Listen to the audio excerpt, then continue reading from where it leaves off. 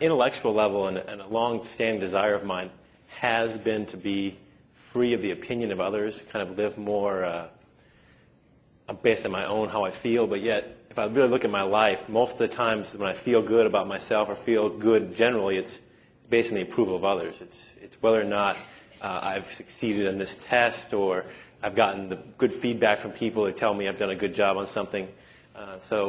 Good. Now, before you go further, you've given us something very powerfully to give to you. You said, I'm getting good feedback. Yeah. And what we want you to begin reaching for is the feedback of your inner being. You're wanting the feedback of source rather than the feedback of someone who is physically focused.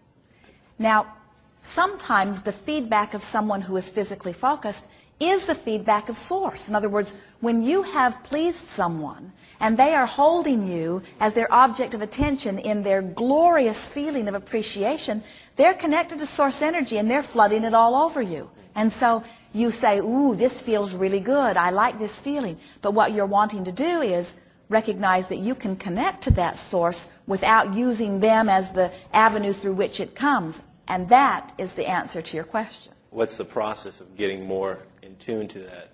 When a physical friend gives you feedback, that feedback of approval, how does it come from a friend? Usually it's after I've done some physical action, they've witnessed it, and they've been like, "Wow, that was really good." So they give it to you in words? Yeah. How might feedback come from source, from inner being, from God, from whatever you want to call the non-physical resources? How's that feedback going to come? I would assume in form of a feeling. If you are sitting before Esther, as she is allowing her connection to all of that, it can come in words. Right. Well done. You see. But if you do not have a translator, then you've got to be it. Sometimes you'll hear your name. Sometimes a bird will land and gaze at you just at the right moment. Sometimes someone that you don't even know will lock eyes with you. In other words, the feedback is coming, but it's coming in different ways than you are accustomed to hearing. And you have to acclimate yourself to that feedback. And that's what your emotions are about.